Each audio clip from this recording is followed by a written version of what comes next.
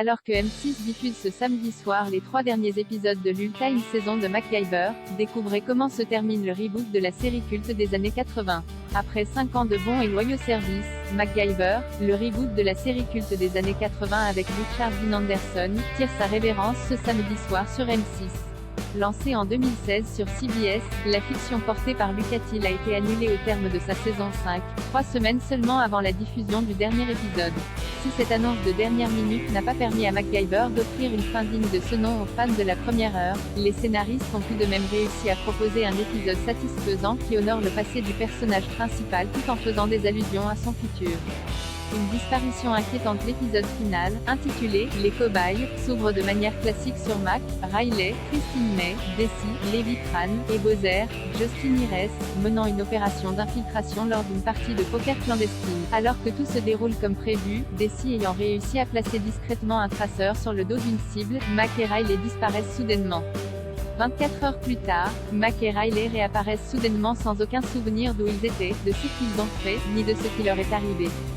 Matty, Meredith Eaton, et son collègue russe, Henry Yan Kuzik, leur font subir une batterie de tests médicaux et constatent qu'ils ont été piqués par des aiguilles plus de 237 fois.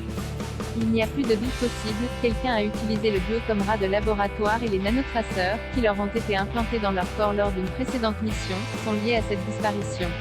Mais qui en est à l'origine? Mac mène l'enquête alors que Matty continue à chercher des réponses. Mac est confiné chez lui avec Riley, Bowser et Desi, et doit faire face aux sentiments qu'il éprouve face à cette violation qu'il a subie. Mais avant de quitter la base, il s'empare d'une des fioles de son sang afin de mener ses propres recherches sur ce qui lui est arrivé. De la couleur inhabituelle du sang, Mac en déduit que Riley et lui ont été drogués, ce qui a entraîné une amnésie.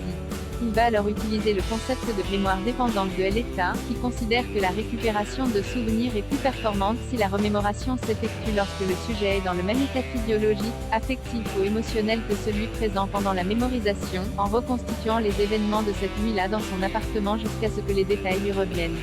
Après s'être endormis sur le canapé, Mac et Riley ont les mêmes flashbacks qui les transportent dans une amanderie de Lost Hills.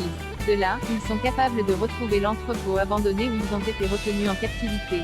Russ, qui a suivi les faits et gestes de Mac et de son équipe, est déçu de constater qu'ils ont désobéi aux ordres de Matty, mais sa colère est de courte durée puisque Mac leur a permis de retrouver Jennifer Poole, Shane Nilsson, le bras droit des Orson Marcato, Tom Nowicki, qu'ils suspectent être derrière les nanotraceurs. Russ interroge alors la jeune femme sur le plan de Marcato, tandis que Riley remet le disque dur de l'ordinateur de Poole à 2 de ses amis hackers. Ils y découvrent une vidéo montrant Mac et Riley sous contrôle mental des nanotraceurs, forcés de se battre l'un contre l'autre sans broncher.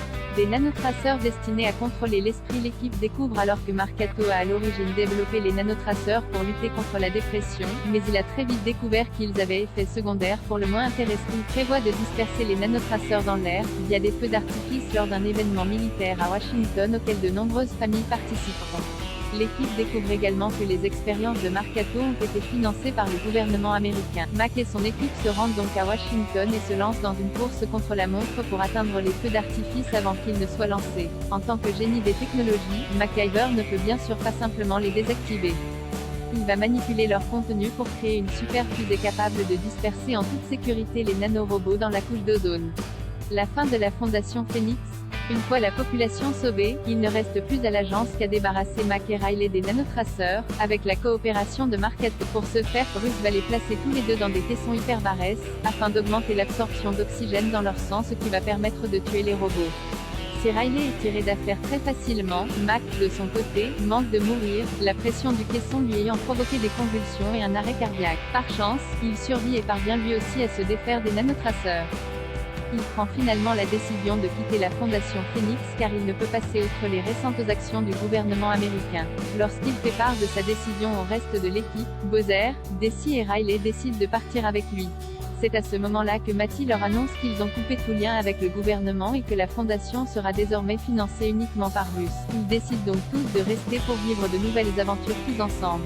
Retrouvez les 3 derniers épisodes de la 5e et ultime saison de MacGyver ce samedi soir à partir de 21h10 sur M6.